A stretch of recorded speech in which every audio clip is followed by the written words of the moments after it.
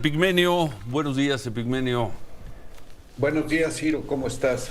¿En qué estamos, Buenos días, Epigmenio? Manuel. Sí, muy buen Buenos día. días a todas y a todos. ¿En qué estamos? Pues filmando por acá en el sureste mexicano. ¿Y en tema?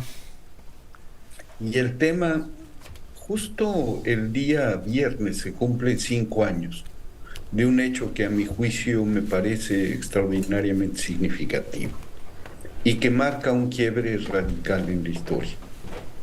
El primer acto público de López Obrador, después de su toma de posesión, se celebró en el Zócalo capitalino, que estaba repleto. Y ahí el presidente se hincó ante el pueblo, ante los pueblos originarios. Y eso marca su mandato. Lo marca porque acata la voluntad del pueblo que lo votó en las urnas de mandar obedeciendo. Se pone a su disposición. Y esto habrá de hacerlo valer apenas 3 años después, 4 años después, con la revocación de mandato, porque pone su propia cabeza en la picota, cosa que no había sucedido antes. Y hago esta reflexión a propósito de precisamente de lo que estoy filmando, de las obras que se están haciendo aquí en el sureste con el Tren Maya, de esta proeza de ingeniería, pero también proeza de salvamento arqueológico, porque resulta que alrededor del Tren Maya se ha realizado la investigación y la operación de salvamento arqueológico más importante de la historia de América Latina. Y además se han decretado santuarios ecológicos importantísimos, haciendo que el tren sea una suerte de cinturón alrededor de la selva, de la reserva de selva más importante después del Amazonas, y beneficios de todo tipo, y reconocimiento a la resistencia del pueblo maya. Todo esto sucede. Y entonces yo reflexiono sobre lo que ha sido nuestra vida hasta entonces, hasta ahora. ¿Cómo terminaban su mandato los presidentes? ¿Cómo solían terminar? Con una larga lista de corruptelas de todo tipo, con muchas promesas incumplidas, con obras inconclusas o en el mejor de los casos mal hechas, y con el ansia, la aspiración a seguir mandando, a hacer el poder tras el trono después del final de su mandato. Eso no lo veo en López Obrador. ¿Qué estamos viendo?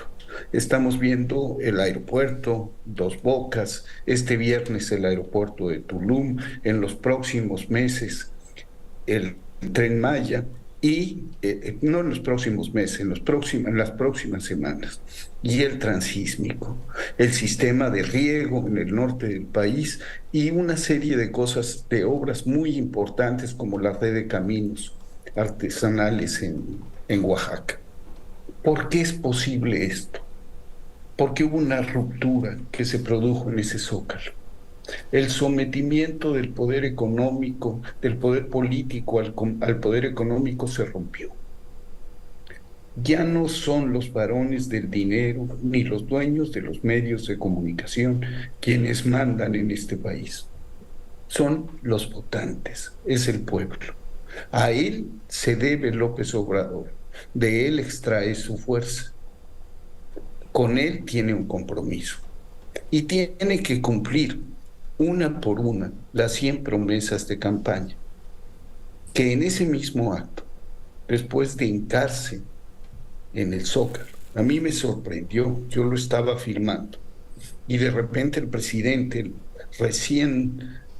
que recién había tomado posesión, desapareció del cuadro de mi cámara, y me lo encontré que estaba hincado, que estaba ahí hincado, y me pareció extraordinariamente significativo. Filmar a dos hombres hincados, no puedes hacerlo de pie, tienes que ponerse en su misma posición. Tardé en reaccionar y capté ese momento. Lo vieron también millones de mexicanas y mexicanos a través de la transmisión de televisión.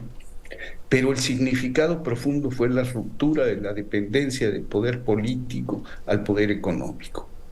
Y el mandato del pueblo, cuando justo va a entrar a Palacio, yo interrumpo en su camino a López Obrador y le recuerdo aquello que nos dijo a Verónica y a mí cuando filmamos el documental Esto Soy, precisamente en el Zócalo. Nos dijo, esta vez va a ser a Palacio o a mi finca en Palenque. Y dijo el nombre de la finca. Cuando va a entrar a Palacio ya como presidente, le detengo y le pregunto, ¿y fue a Palacio? Y me dice, sí, no fue a mi finca, ya no te puedo decir el nombre. Va a ser a Palacio por la voluntad del pueblo de México y para servir al pueblo de México. Y creo que esa parte la ha cumplido a cabalidad. Y eso explica sus altos márgenes de aceptación y la capacidad que ha mostrado para poder construir pese a todos los obstáculos, las grandes obras de infraestructura. ¿Qué tenemos, por ejemplo, de Felipe Calderón? Una barda, la barda de una refinería que ni siquiera comenzó a construir. Y la estela de luz, esas son sus grandes obras. Y de Vicente Fox, la terminal 2 hubo un trabajo de infraestructura de en esos dos gobiernos, hubo un trabajo de infraestructura, carretera, portuaria importante. Hubo muy pocas cosas, Ciro. No, pero habría que revisarlo, pero bueno, no te interrumpo. Décadas, fueron muy pocas, casi nada. Y hablemos, por ejemplo, del tren de Toluca a la Ciudad de México. Eso ya es Peña Nieto, que dejó Peña Nieto, un desastre. O del tesoro de aguas profundas. ¿Qué nos dejaban los presidentes? Nada. Sobre todo en el periodo neoliberal. ¿Por qué? Porque entregaron el país a la oligarquía. Porque en este país mandaba la oligarquía. Hubo un trabajo importante de infraestructura, Epigmenio, no tan visible como un tren, quizá como una refinería, pero no puedes decir que no se construyó nada en esos años, en esos veintitantos años. No tan visible porque no estaba, porque no se empeñó fuertemente el Estado en dotar a este país de infraestructura estratégica. Porque en lugar de dotar a este país de infraestructura estratégica, el Estado se desprendió de los bienes de la nación, los privatizó. En este caso, la infraestructura estratégica sería estas tres obras tan simbólicas: los trenes, que son dos, el Transísmico y el Tren Maya, el aeropuerto Felipe Ángeles y una refinería, la de Dos Bocas. Fíjate, dices una refinería. Te estoy preguntando. No, la primera refinería que se construye en muchas décadas en este país. Resulta que aeropuertos tampoco se construyen, y se construyó el Felipe Ángeles y el de Tulum. O sea, no es un aeropuerto, son dos aeropuertos.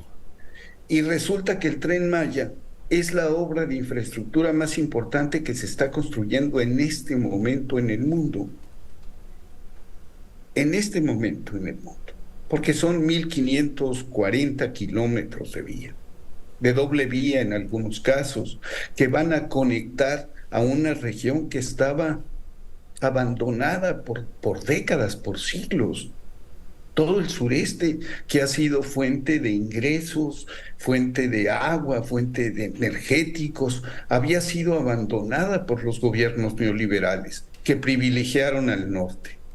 Y hoy hay una recuperación de esta zona, y me parece a mí que esta obra es un acto de justicia social. Te interrumpo porque tenemos que ir a corte, y al regresar escuchamos tu conclusión desde el sureste y nos informas qué es lo que viene para el fin de semana, porque tenemos entendido que viene inauguración, viene una serie de eventos y hechos en torno del Tren Maya. 8:20, hacemos una pausa y regresamos con Epigmenio Ibarra.